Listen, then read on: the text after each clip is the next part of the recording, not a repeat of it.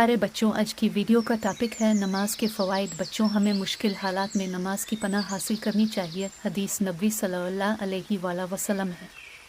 نبی کریم صلی اللہ علیہ وآلہ وسلم کو جب بھی کوئی مشکل پیش آتی تو اب نماز میں پناہ لیتے۔ تو پیارے بچوں، ہمیں چاہیے کہ 5 وقت بعد نماز ادا کرنے کی عادت کو اپنا معمول بنائیں۔ نماز کے فائدے: حصول رزق کا باعث ہے، صحت عطا کرتی ہے، مصیبت کو دور کرتی ہے، بیماریوں سے نجات دیتی ہے، دل کو تقویت پہنچاتی ہے، چہرے کو نور بخشتی ہے، نفس کو فرحت عطا کرتی ہے، سستی دور بھگاتی ہے، جسم میں چستی پیدا کرتی ہے، روح کو غذا دیتی ہے، دل کو منور کرتی ہے، نعمت کی حفاظت کرتی ہے، عذاب دفع کرتی ہے، برکت لاتی ہے، شیطان سے دور رکھتی ہے اور رحمان کی قریب کرتی ہے۔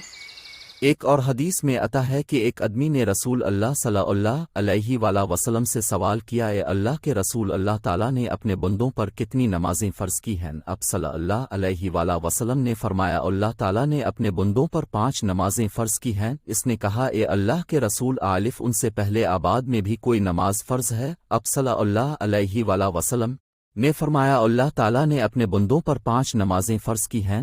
اب صلی اللہ علیہ وآلہ وسلم نے 3 مرتبہ یہ بات دہرائی۔ اس آدمی نے اللہ کی قسم کھاتے ہوئے کہا کہ 5 نمازوں میں اضافہ کروں گا، نہ کمی۔ اب صلی اللہ علیہ وآلہ وسلم نے فرمایا، اگر یہ اپنے دعوے میں سچا ہے تو ضرور جنت میں داخل ہوگا۔ حدیث مبارکہ سے یہ معلوم ہوا کہ ایک دن میں 5 نمازیں فرض ہیں، اور یہ بھی پتہ چلا کہ جو آدمی 5 نمازوں کی حفاظت کرے گا، اللہ تعالیٰ اس خوش نصیب کو جنت میں داخل فرمائے گا۔ فرض نمازوں سے پہلے اور بعد کی سنتیں بے شک فرض نہیں ہیں، لیکن ان کی ادائیگی پر بے حد اجر و ثواب کی بشارتیں سنائی گئی ہیں، جیسا کہ سیدہ حبیبہ رضی اللہ تعالیٰ عنہ سے روایت ہے کہ رسول اکرم صلی اللہ علیہ وآلہ وسلم نے فرمایا، جو مسلمان ہر روز اللہ تعالیٰ کی رضا کی خاطر 12 رکعت نماز نفل پڑھتا ہے تو اللہ تعالیٰ اس کے لیے جنت میں ایک گھر بنا دیں گے۔ تو پیارے بچوں، ان رکعت کی تفصیل یہ ہے: فجر کی 2 سنتیں، ظہر کی نماز سے پہلے 4 سنتیں اور بعد کی 2 سنتیں، مغرب کی نماز کے بعد 2 سنتیں اور عشاء کی نماز کے بعد 2 سنتیں۔ اسی نفل نماز کو ہمارے معاشرے میں سنت مؤکدہ کہا جاتا ہے،